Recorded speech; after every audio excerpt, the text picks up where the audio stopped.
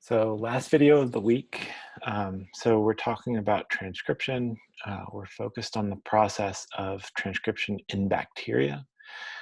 We talked about how it's composed of three steps. There's transcription initiation, there's elongation of transcription, and then there's termination of transcription. So in the last video, we talked about initiation of transcription in bacteria. We talked about sigma factors, how they're coming in and binding to the DNA. They're recruiting the polymerase. They're separating the strands, moving it from a closed complex to an open complex. So here, the strands have been melted and we've got a transcription bubble. For elongation, we have an RNA that is 10 nucleotides or longer. And so if there's an RNA present that's shorter than 10 nucleotides, it's still considered initiation, and it's still part of that abortive transcription process. Once we have an RNA that's longer than 10 nucleotides long, we have entered the process of elongation. The polymerase will have officially cleared the promoter, and elongation will proceed until a terminator is reached, and then the process of termination will start. So in this video, we're going to cover elongation, and then we're going to talk about two mechanisms of termination in bacteria.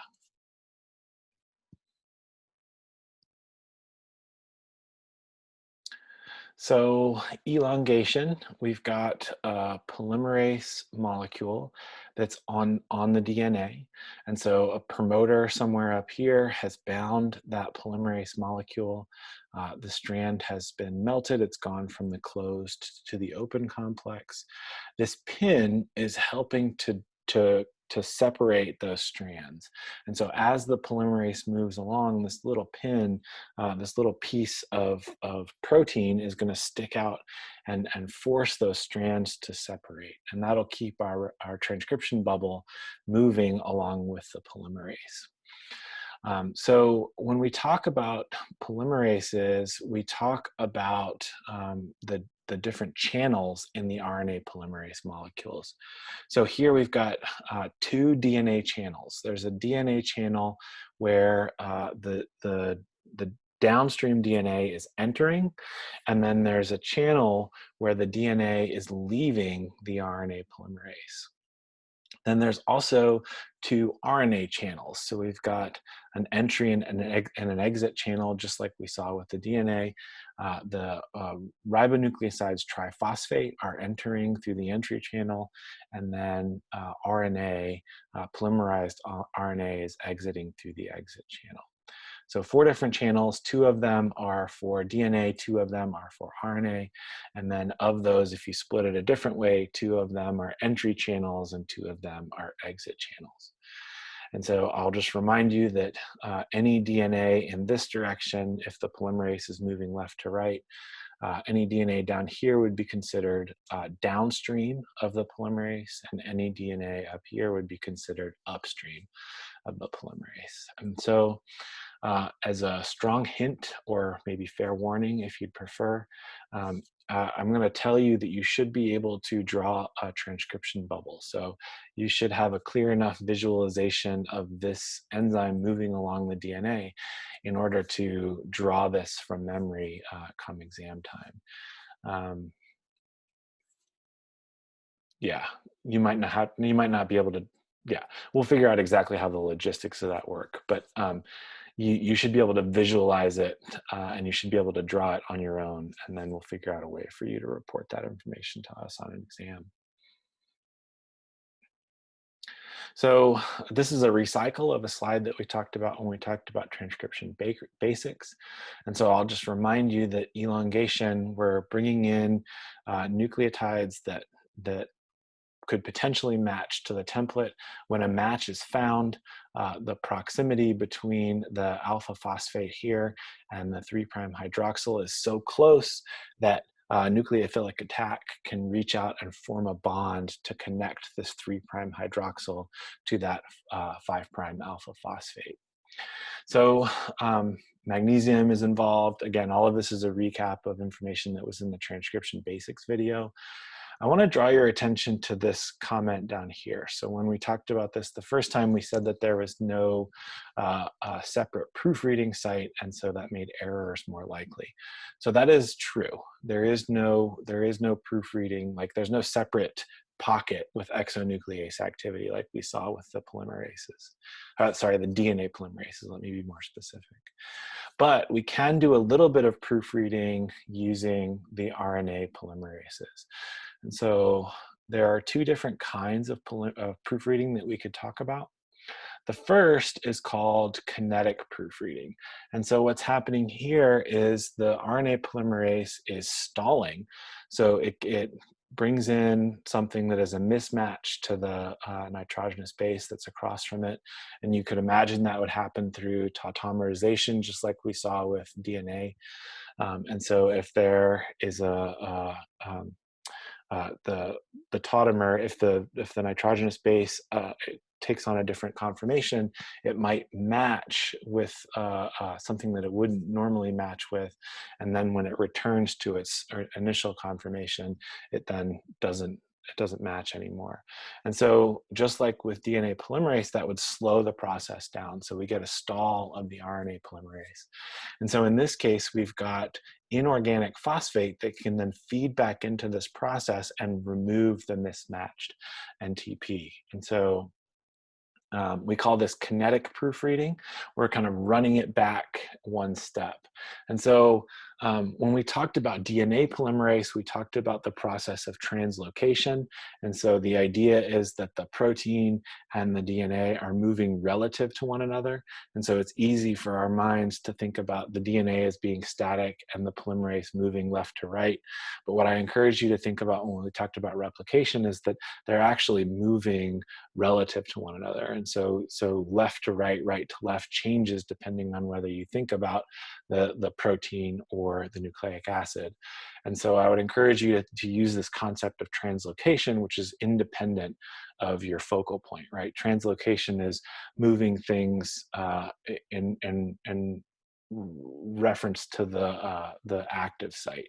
And so here we're doing a reverse translocation event, right? Normally we would be moving one step, and pushing that 3' hydroxyl, that free 3' end into the active site each time. And so what we're doing here is the inorganic phosphates coming in, removing the mismatched nucleotide, and we're performing a reverse translocation event to move back so that that 3' hydroxyl returns to the active site where it was before.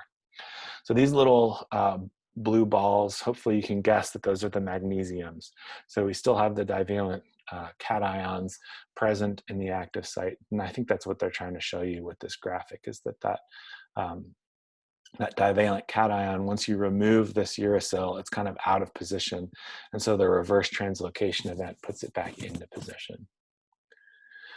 The other kind of proofreading that can occur is called nucleolytic proofreading. And so here what's happening is we're doing multiple reverse translocation events, and then we're performing hydrolysis. And so this is not using pyrophosphate. We're bringing water in to break that bond.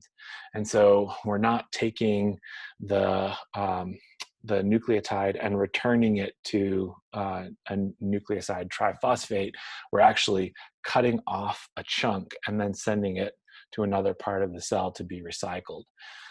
So nucleolytic proofreading is a little bit more wasteful than kinetic proofreading, but if there is a large mistake or a multiple, well, here we've only got one single mistake, but the mistake is further back, right? It's not the last nucleotide, it's a mistake that happened way back here. And so the only way to remove that would be to use nucleolytic proofreading. You couldn't use the kinetic proofreading. So two different types of proofreading that the RNA polymerase can use. Note that in both cases, we're using the active site of the RNA polymerase. There's no separate exonuclease or endonuclease activity. It's always, well, you know, I say that, and this is not exactly in the active site, but what'll happen is the reverse translocation event will bring this back into place. And so it's not using a separate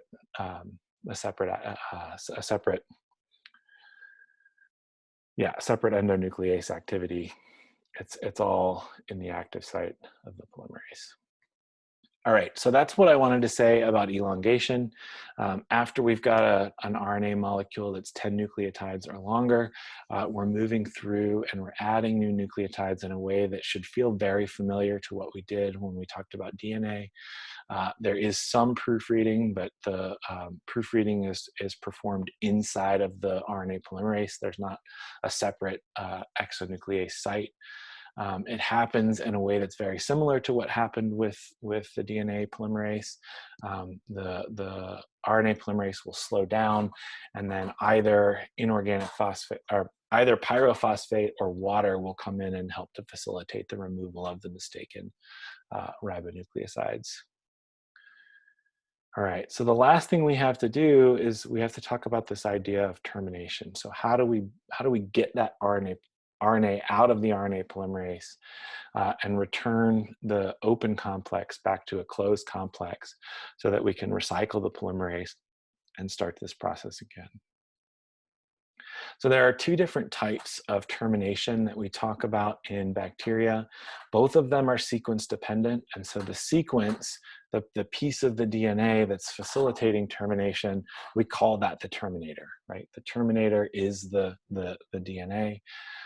So we'll talk about row independent termination first, which is a little bit weird because it's row independent. So the terminology is a little strange, but I find row independent to be a little bit more tractable in terms of understanding.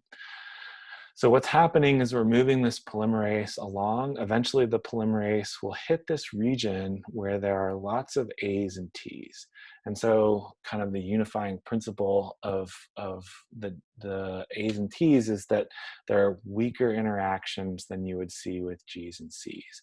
And so weaker bonding between the RNA and the DNA, hopefully you can see how that would kind of set the stage to help us with termination. So what's happening is we've got in the DNA sequence this region that we call dyad symmetry. And so what you should appreciate about dyad symmetry is that this A should hydrogen bond to this T, and this G to this C, and this C to this G, et cetera, et cetera. So they're kind of like a mirror image of one another.